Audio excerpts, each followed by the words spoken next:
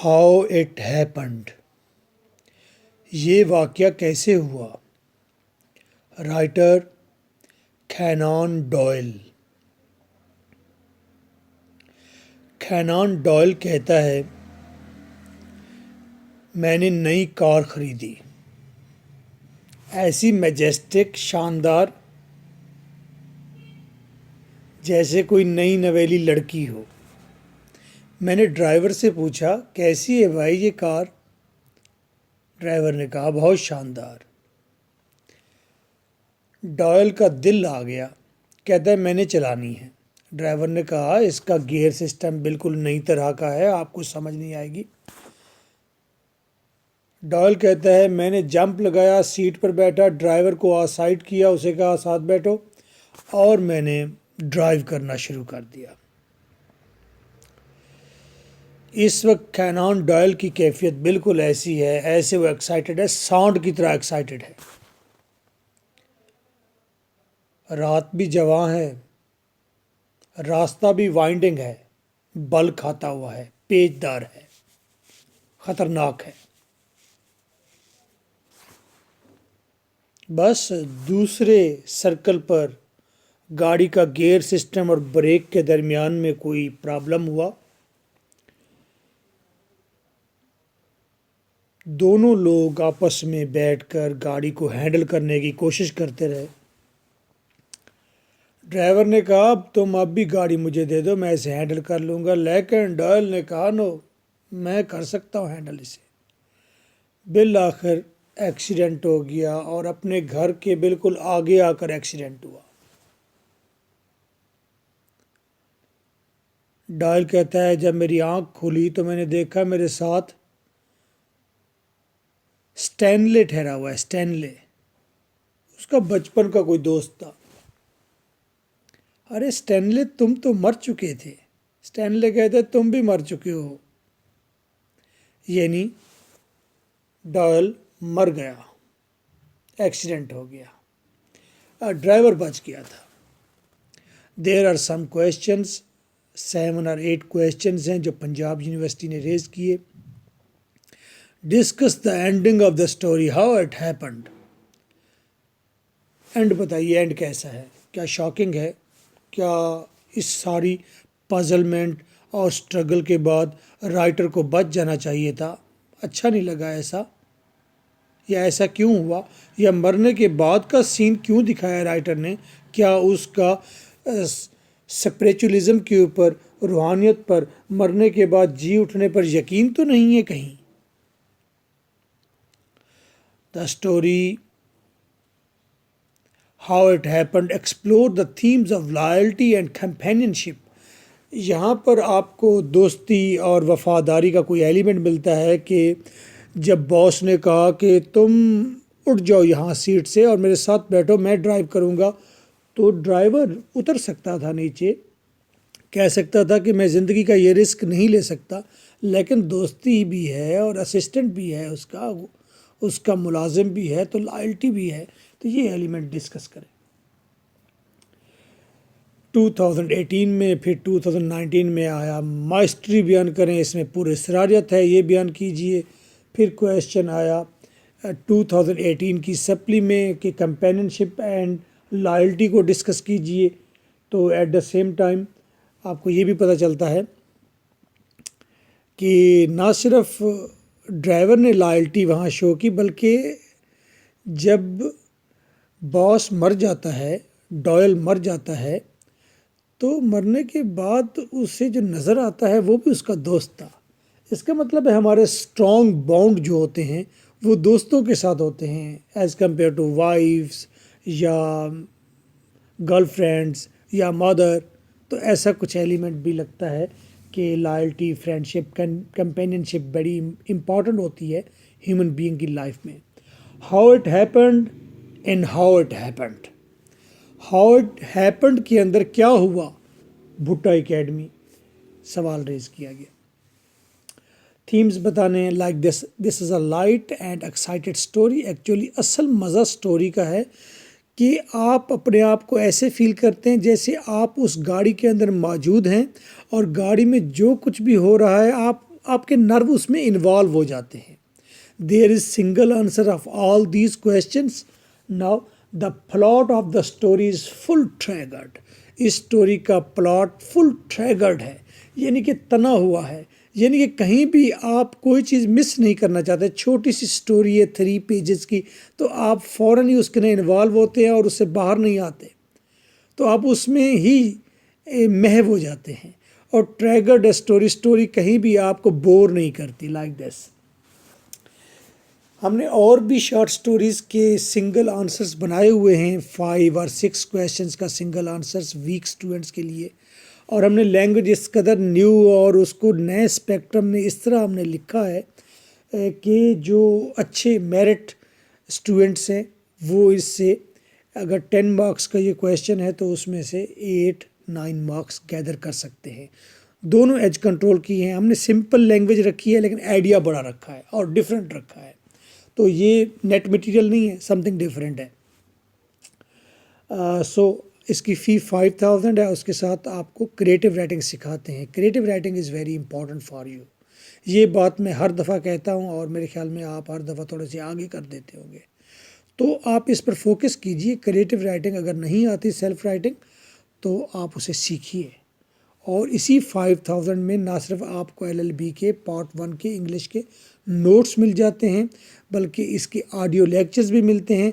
साथ आपको 30 lectures creative writing के मिलते हैं। उसके साथ आपको करेक्शन के 100 लेक्चर्स सेपरेट मिलते हैं फ्री ऑफ कॉस्ट। और क्या चाहिए आपको कि आप कहाँ कहाँ गलती करते हैं छोटी छोटी, बस इतना मटेरियल सारी ज़िंदगी के लिए काफ़ी है इंग्लिश सीखने के लिए।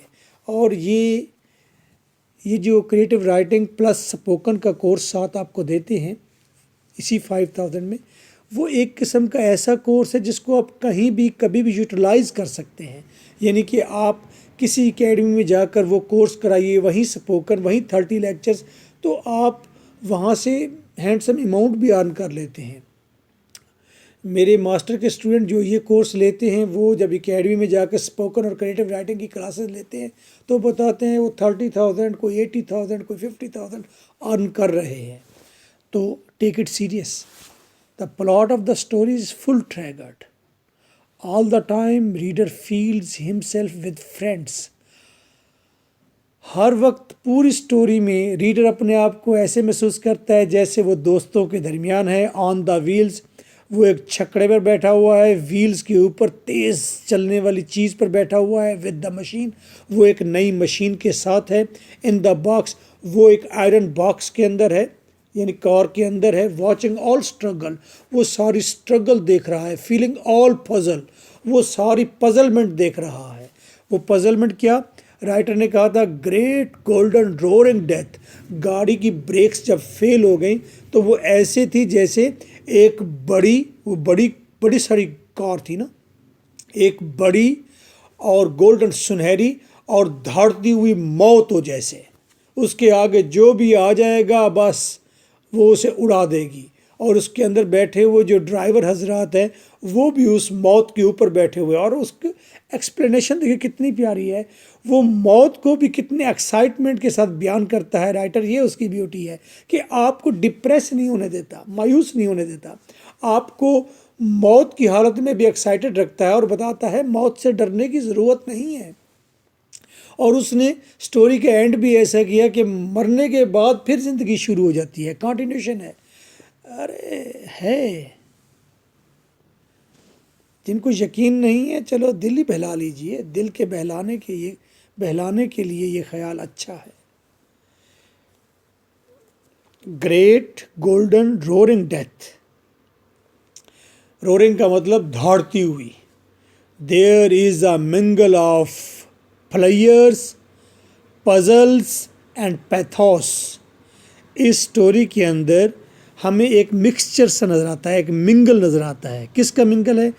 प्लेयर्स, यानी कि आप एक्साइटेड भी होते हैं, आप खुश भी हो रहे होते हैं, आप मज़ेदार सीन्स भी देख रहे होते हैं, आप ब्राइट लाइट्स भी देख रहे होते हैं।